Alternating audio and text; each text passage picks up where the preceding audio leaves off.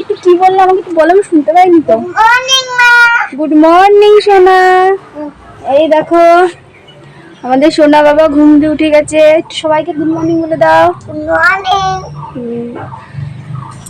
সবাইকে good morning বললে আমার সোনা প্রত্যেকদিন ঘুম দিয়ে উঠে বলে। আর আমি উঠোন ঝাড় দিচ্ছি। আর ওই যে তোমাদের দাদা ভাই এই সব ইটগুলো সব ছাড়ে নিচ্ছে। আমি উঠোন ঝাড় দিয়ে আমি আসবো, এসে হাতাহাতি করবো। এই সব ইট ওপরে নিয়ে যাচ্ছে, ওই উপরে প্যারাপি কাটতে হবে।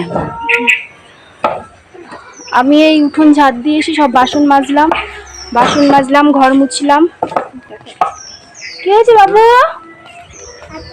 হ্যাঁ ছাতু দেবো তো, দাঁড়াও। আমি এইদিকে এই যে সমস্ত বাসন মেজে ধুয়ে নিয়ে আসলাম। ঘর মোছা কমপ্লিট। আর বাবু ঘুমের দিয়ে উঠেই ওর আগে ছাতু, ব্রাশ করার আগে বলে ছাতু। তো ওকে আমি ব্রাশ করাবো, তারপর ছাতু দেবো। কষ্ট হচ্ছে না? আর নিজেদের বাড়ির কাজে এইটুকু কষ্ট করতে হয়, আনন্দ আছে এই কাজের মধ্যে। কষ্ট হলেও আনন্দ আছে। কি সাথে আছে আমাদের কিশু বাবা। ও আমাদের অনেক দিনের সঙ্গে, আমাদের সুখে দুঃখে সবসময় পাশে থাকে। এই যে কিশু বাবা একটু চুলটা ঠিক করে দেখো, পোস্টটা দিয়েছে দেখো। কিশু বাবা এখন তো আমাদের আগে জলের ব্যবসাটা ছিল, সেটা এখন কিশু বাবাই করে। আর এই যে আমার কাকি থাকলে সবকিছু, আমার কাকি ছাড়া আর কেউ নেই, বুঝলে? আমার কাকি ছাড়া আর কেউ নেই, আমার কাকি ছাড়া আর কেউ নেই। এই যে দেখা যাচ্ছে আমার কাকিগুলো গুছাচ্ছে কিশু বাবা। ওর কাকা টেনে দিচ্ছে, আর কাকা টেনে দিচ্ছে আর ওগুলো গুছাচ্ছে। সকালবেলা এত গরম পড়েছে, কষ্ট হয়ে গেছে।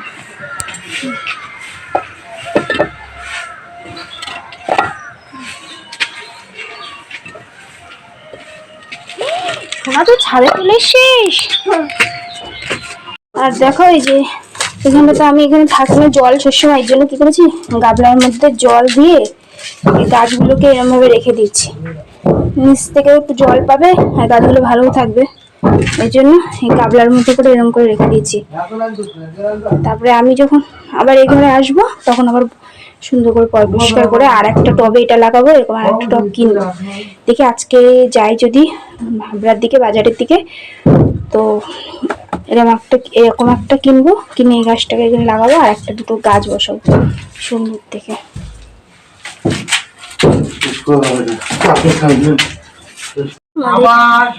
নীলকণ্ঠ গাছটা কি সুন্দর, নীলকণ্ঠ ফুল ফুটে গেছে ভেতরে ভেতরে ভর্তি। আর এই যে পরে জবা গাছ ছিল, কিন্তু জবা গাছটা ফুল ফোটেনি। মর্নিং বন্ধুরা, চলে এলাম একটা নতুন ভিডিও নিয়ে। রং খেলা শেষ, তো আজকে আবার একটু মাথা সকালবেলা ঘষে নিলাম। মাথার মধ্যে একটু রং ছিল, আবির ছিল। সকালে সকাল উঠে অনেক কাজকর্ম, সমস্ত বাসি কাজকর্ম সেরে নিয়ে এখন এই যে আমরা চা বানিয়ে নিয়েছি। যে চা খেতে বসেছি, এই যে বাবা চা খাচ্ছে বসে। আর ওই যে তোমাদের দাদা ভাই যখন বসে রয়েছে চা খাবে। আর ছেলে বায়না করছে, ওর গুঁড়ো দুধ দিয়ে চা করেছি, ওর প্যাকেটটা পুরো দিতে হবে। যেটা রাগ করে ওই যে ওখানে গিয়ে দাঁড়িয়ে আছে রাগ করে। তো চলো আমি বাজার থেকে কি কি নিয়ে এসছে এখন চাটা খেয়ে নিই, তারপরে তোমাদের সাথে শেয়ার করছি যে চাটা খাবো। তারপরে মাছ টাছ নিয়ে এসছে, কি মাছ আনছে ওটা আমি পরে শেয়ার করছি। ঠিক আছে চলো। তো বন্ধুরা চা খাওয়া শেষ, আর এই মতো চাটা খেয়ে উঠলাম। সকাল 7:30টার সময় উঠেছি আজকে ঘুম থেকে। 7টা বাজে, তখন 7টা 7:30 বাজে। তো উঠে সমস্ত কাজকর্ম করে, ওই নিচে কিছু ইট ছিল ঘরে, সেগুলো সব ছাদের পরে আর আমাদের দাদা ভাই আর আমি মিলে সব ইটগুলো ছাদে ধুয়ে এসেছি। তো অনেক ইট, প্রায় সকালবেলা প্রায় 300 ইট তো হবে। দুজন মিলে সব ছাদের উপরে উঠালাম। তো নিজেদের বাড়ির কাজকর্ম একটু এগিয়ে রাখলে ভালো হয়, এই জন্য আমি করলাম। তারপরে স্নান করলাম, স্নান করে ঠাকুর পুজো দিলাম। ঠাকুর পুজো দিয়ে তারপরে তো দেখালাম, তোমাদের চা খেলাম। চা খেয়ে এবার চলে এলাম রান্নার ধারে। এবার রান্না, আর এই যে দেখো বাজার দিয়ে কি নিয়ে এসে তাহলে দেখাচ্ছি। এই যে নিয়ে এসছে মধু ট্যাংরা মাছ, কেটেই নিয়ে এসছে। আর ওই যে চিনি নিয়ে এসেছিলো, ওগুলো সব কোটোর মধ্যে ঢেলে রেখেছি। আর এদিকে প্যাকেটে রয়েছে ডাল আর হলুদ রয়েছে। এগুলো টুকটাক আমাদের সপ্তাহে গেলে যেহেতু বাজার করে, আর সেই জন্য টুকিটাকি মানে নিয়ে এসে এই কোটো ভরে রাখি। তারপর ওদিকে নিয়ে এসে আলু। আর এই যে লতিটা আমি কালকে না পরশু দিনকে বাড়ির সবজিওয়ালা কাকার কাছ থেকে লতিগুলো রেখেছিলাম। ভেবেছিলাম আজকে চিংড়ি মাছ দিয়ে রানবো, তার চিংড়ি মাছ আনতে ভুলে গেছে, তো এর জন্য আজকে আর লতিটা উঠায় রাখতে হবে। আর এই যে একটা পপকর্ন, বাবুর জেম্মা দিয়েছে পপকর্নটা, এখন বলছে মা পুড়িয়ে দাও। এত সকালে কেউ পপকর্ন খায় বলো তো? বিকালবেলা বলছি পুড়িয়ে দেবো, তার হচ্ছে না। তা যাই হোক বিকেলবেলাতেই দেবো, এখন আর দেবো না, জিদ করলে হবে না। আর এখন আমি ভাতটা বসাবো হাঁড়িতে, ভাতটা বসিয়ে মাছটা ধুতে যাবো। এরকম সমস্ত প্যাকেটগুলো খুলেছি, এগুলো সব আলাদা করে নিয়ে ডাস্টবিনে বালতিতে ফেলে দেবো। আর কিছু বাসন, চা খাওয়া বাসনগুলো বেরিয়েছে, এগুলো ধুয়ে নিয়ে আসবো। আর পুজো তো বাড়ির সামনে চলেই আসলো, বৈশাখ মাসে আমাদের পুজো হয়। তো বাড়িতে ব্রাহ্মণ কাকু এসেছিলো, তো পুজোর সেই ফর্দ, কবে পুজোর ডেট পড়লে ভালো হবে ওসব কাকু বলে গেল দিনক্ষণ। ঠিক আছে, 3টে ডেট বলেছে, তার মধ্যে যে কোনো একটা ডেটে পুজো হবে। ঠিক আছে, চলো এই পর্যন্তই। আর রান্নাটা আমি এগুলো সব গুছিয়ে নিই, পরে তোমাদের সাথে আবার দেখা হচ্ছে।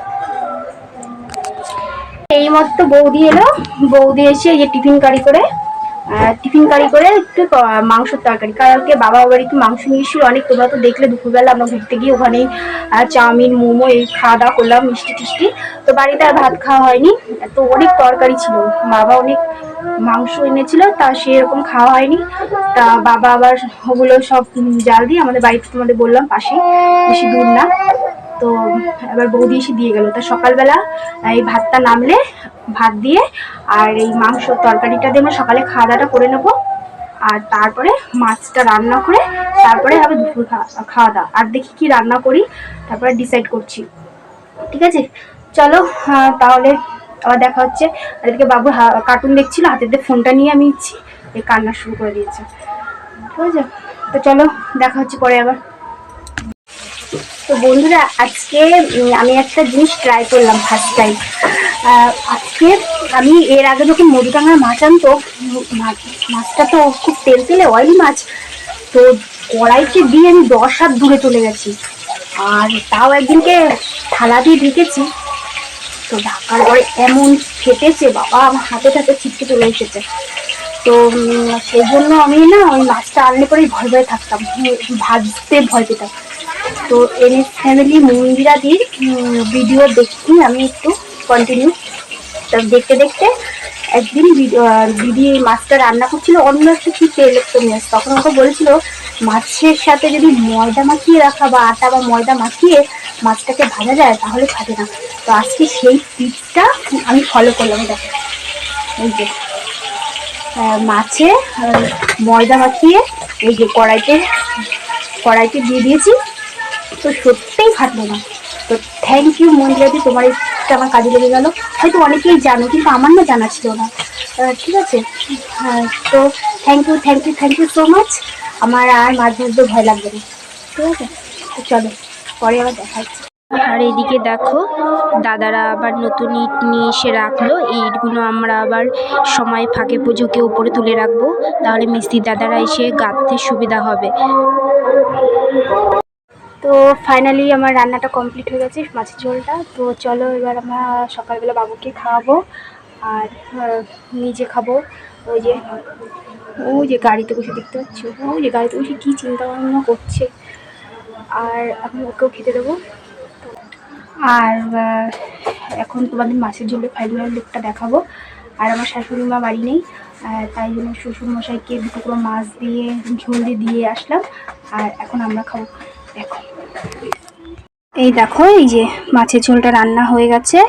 আর মাংসের তরকারিটা তো আগেই দেখালাম। এখন এই মাংসটা দিয়ে আর মাছ দিয়ে আমরা খেয়ে নেবো, আজকে আর কিছু রানবো না। তো এই দিয়ে আমরা খাওয়া দাওয়াটা করে নিই। এদিক ফেরোন দিয়ে এরকম বন্ধুরা দাদা ভাই যেই পাইপটা কিনে নিয়ে এসেছিলাম আমরা আগের দিন, সেটা দিয়ে এখন আমাদের এই গাঁথনিগুলো তো কাঁচা গাঁথনিগুলোতে জল দিয়ে দিচ্ছে। এখনই পাইপটা লাগানো হলো, এই শুয়ে এখনই পাইপটা লাগানো হলো, দেখে নিলাম। হ্যাঁ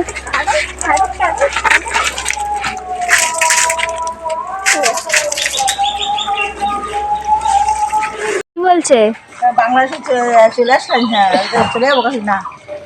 তোর দিদি ঠাম্মি বাংলাদেশে গেছিল? হ্যাঁ, হ্যাঁ ঠাম্মি তো গোবরডাঙ্গা গেছিল, গোবরডাঙ্গা। কতবার করে যাবি? না যাবো না। নুনা পাখি এই তোমার নজনে যে দাদা ঠাম্মি কি নিয়ে এসছে, ওই দেখ কি নিয়ে এসছে ঠাম্মি। এ বাবা গিয়ে ওর দাদুরে গিয়ে বলে কি যে ঠাম্মি বাংলাদেশ দিয়ে আসেনি এখনো, ওর ঠাম্মা বেরোলেই বলে বাংলাদেশ চায়। কি সমস্যা বলতো? বাংলাদেশ সত্যি সত্যি আমি বাংলাদেশে চলে যাবো। জানো তো কালকে রাতে ভিডিও শেষ না করে ঘুমিয়ে পড়েছি, তো তাই জন্য পুরো ভিডিও শুটও করা হয়নি। তা ভাবলাম কালকে ভিডিও আজকে ভিডিও দিয়ে একটা ভিডিও বানিয়ে ছাড়বো। তা আজকে সকাল এই রান্না বসানো পর্যন্ত এই ভিডিওটা এখানেই থাক।